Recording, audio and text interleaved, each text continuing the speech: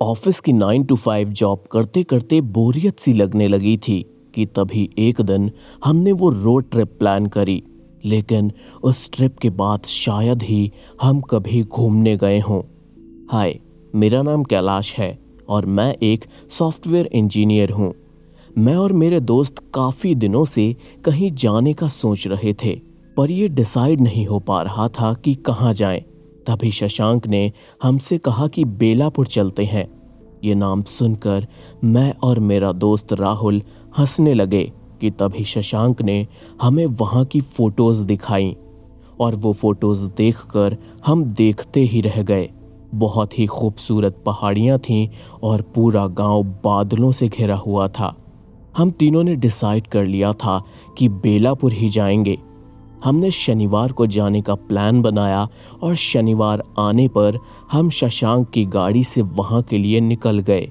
हम सब सुबह ही उठ गए थे, जिस वजह से हमने कुछ नहीं खाया था।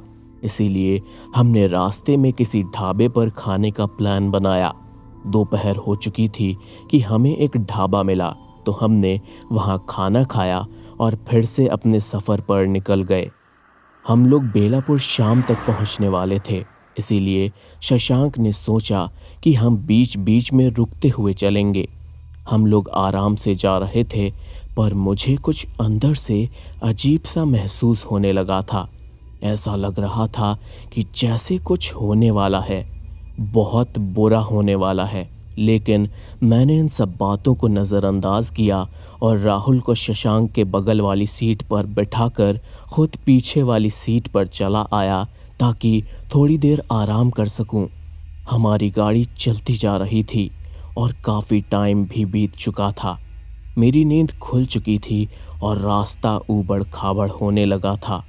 मैंने खिड़की से बाहर देखा तो बड़े बड़े पहाड़ दिखने लगे थे। चारों तरफ घना अंधेरा था और डरावना सा जंगल। मैं ये सब देख ही रहा था कि शशांक ने गाड़ी को एक तेज ब्रेक मारी। मैंने शशांक से कहा कि भाई पागल हो गया है, अभी मेरा सर फूट जाता। लेकिन जैसे ही सामने देखा तो थोड़ी दूर पर एक औरत गाड़ी के सामने खड़ी थी। वो खिड़की के पास आके बोली कि भाई साहब, मेरी मदद करो। मेरी बच्ची घर में अकेली है और उसके पास कोई नहीं है। उसकी तबीयत भी खराब है। मैं पास के गांव में दवाई लेने आई थी, लेकिन मेरे पास पैसे नहीं बचे हैं और रात में यहाँ से कोई रिक्शा भी नहीं चलता। मुझे बस पास के ही गांव जाना है, मुझे वहाँ तक छोड़ दो, मेरी मदद करो। हम सबको थोड़ा अजीब लग रहा था एक औरत को ऐसे लिफ्ट देने में, तो हमने मना कर दिया। लेकिन वो मानने को तैयार ही नहीं थी और वो हमारी गाड़ी के सामने से हट नहीं रही थी। रास्ता भी पतला था, इसीलिए हम इधर उधर से भी नहीं जा सकते थे। और उस औरत की जिद की वजह से हमने सोचा कि अगर हमें जाना है तो इसे मजबूरन बिठाना ही पड़ेगा। इसीलिए मैंने पीछे का दरवाज़ा खोल दिया और वो अंदर आकर मेरे पास बैठ गई। राहुल ने उस औरत से पूछा कि कितनी दूर है आपका गांव यहाँ से, तो उसने कहा कि बस कुछ दूर आगे एक मोड़ पर है। मुझे ना जाने क्यों फिर से अजीब सा महसूस होने लगा था कि कुछ होने वाला है। और वो औरत भी बहुत अजीब थी। वो एक नज़र सीधे ही देखे जा रही थी कि मानो वो पलक ही न झपका रही हो। और एक जगह गड्ढा आया तो धचके की वजह से मेरा हाथ उस औरत के हाथ से जैसे ही छुआ तो ऐसा लगा कि उस औरत का शरीर बर्फ की तरह ठंडा हो। थोड़ा टाइम बीतने के बाद मैंने अपने फ़ोन में टाइम देखा तो मैं हैरान रह गया। उस औरत को हमारे साथ चलते चलते आधे घंटे से भी ज़्यादा हो गया था। तो मैंने उस औरत से कहा कि आपने तो कहा था कि आपका गांव पास में ही है और आपकी बेटी अकेली है और बीमार भी, तो इतनी देर से उसके पास कौन है? इस पर वो औरत मेरी तरफ देखती है और कहती है कि मैं हूँ उसके साथ। मैंने कहा कि आप तो यहाँ हो, तो आपकी बेटी के साथ कैसे? मैं कुछ समझा नहीं। इतने में वो औरत अपने झोले से कुछ निकालती है, जिसे देखकर मैं कस के चीखता हूँ और जैसे ही शशांक और राहुल गाड़ी रोककर पीछे देखते हैं तो वो औरत एक बच्ची का सिर अपने हाथों में लिए होती है। हम तीनों गेट खोल के बाहर भागते हैं और वो औरत हमारी गाड़ी के ऊपर अचानक से आकर चिल्लाती है कि कहाँ भागोगे, तुम्ही ने मारा है मेरी बेटी को और अब तुम्हारे मरने की बारी है।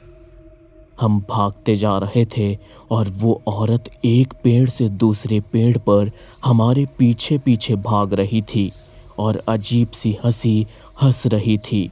तभी अचानक हम तीनों सामने से आ रहे एक साइकिल वाले दादा से टकरा गए। वो हम सबसे कहने लगे कि कौन हो तुम लोग और इतनी रात में इस मोड़ पर कैसे। हम थोड़ा संभले तो देखा कि वो औरत कहीं गायब हो गई थी और हम उसी मोड़ पर खड़े थे। हमने तुरंत दादा को सारी बात बताई, जिस पर दादा हमें पास ही में अपने झोपड़े में ले गए और फिर उन्होंने बताया कि सालों पहले उस मोड़ पर एक गांव की औरत अपनी बच्ची के साथ जा रही थी कि उसका एक्सीडेंट हो गया। उसकी बेटी वहीं मर गई और थोड़ी देर बाद वो औरत भी। तब से लेकर वहां से रात में जो भी जाता है उस औरत की आत्मा को लगता है कि उसी गाड़ी ने उसकी बेटी को मारा है। हम तीनों थोड़ा शांत होते हैं कि तभी शशांक कहता है कि दादा आपको डर नहीं लगता इतनी रात में उस मोड़ पे जाने पर। इस पर वो दादा हमसे जो कहते हैं वो सुनकर हमारे रोंगटे खड़े हो जाते हैं। वो कहते हैं कि कुछ साल पहले मैं भी यहाँ से जा रहा था कि तभी वो औरत मेरे से लिफ्ट मांगती है और मेरा उस मोड़ पर एक्सीडेंट हो जाता है और मैं भी वहीं मर जाता हूँ। इतना सुनकर हम तीनों वहाँ से जैसे ही भागने लगते हैं वो दादा हमसे कहते हैं कि डरो मत, मैंने तुम्हारी तरह कई लोगों की जान बचाई है, मैं तुम्हें कुछ नहीं करूँगा और अब सुबह हो चुकी है, तुम जा सकते हो, लेकिन ध्यान रहे कभी भी उस मोड़ से रात में मत जाना। और सही में आसमान में हल्का उजाला हो चुका था। हम इतना डर चुके थे कि हमने पीछे मुड़कर नहीं देखा और अपनी गाड़ी के पास जाकर अपने घर वापस लौट गए।